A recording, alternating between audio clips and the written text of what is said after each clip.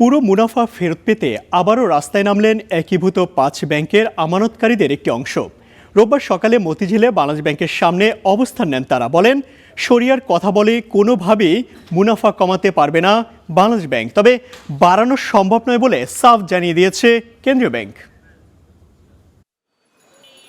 একীভূত ৫ ব্যাংকের আমানতকারীদের গেল ২ বছরের জন্য মুনাফা না দেওয়ার ঘোষণা দেয় বাংলাদেশ ব্যাংক। ১৪ জানুয়ারি দেয়া ওই হেয়ার কাট ঘোষণা আমানতকারীদের প্রতিবাদের মুখে বাতিল করে ৪% মুনাফা দেওয়ার সিদ্ধান্ত বদলের কথা জানায় কেন্দ্রীয় ব্যাংক। তবে নিয়ন্ত্রক সংস্থার এই সিদ্ধান্তও মানতে নারাজ আমানতকারীদের একাংশ। এর প্রতিবাদে রোববার সকালে বাংলাদেশ ব্যাংকের সামনে বিক্ষোভ করেন তারা। ২৫-২৪ সাল কোনো ধরনের হেয়ার কাট মানি না এবং খুব তাড়াতাড়ি অতি সত্বর ব্যাংকের লেনদেন স্বাভাবিক করে দিতে হবে। বাংলাদেশ ব্যাংক কিন্তু এখনো পর্যন্ত যারা ঋণ খেলাপি হয়েছে তাদের বিরুদ্ধে কিন্তু দৃশ্যমান কোনো ব্যবস্থা গ্রহণ করতে পারেনি। এই ব্যবস্থা তো গ্রহণ করতে হবে। আমানতকারীদের দাবি, অবিলম্বে চুক্তি অনুযায়ী তাদের পুরো মুনাফা দিতে হবে, নিশ্চয়তা দিতে হবে আমানত ফেরতের। পাশাপাশি এসব ব্যাংকে ঋণের নামে লুটপাট চালানো ব্যক্তিদের বিচারের দাবিও জানান তারা। আমরা ব্যাংক থেকে টাকা রাখছি, অতি দ্রুত আমাদের আমানত সহ সেই টাকা ফেরত দিবে। আমার টাকা পেতে কি তাহলে আমাকে ক্যান্সার রোগী, ডায়ালিসিস রোগী, তারপরে আমাকে কিডনি রোগী প্রমাণ করতে হবে?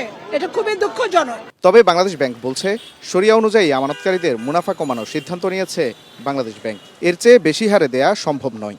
ইসলামী ব্যাংকিংয়ে মুনাফা যদি আমি একদম ফিক্সড করে দিই যে এত পার্সেন্ট হারে মুনাফা হবে, তখন তো সেটা সুদ হিসেবেই পরিগণিত হবে।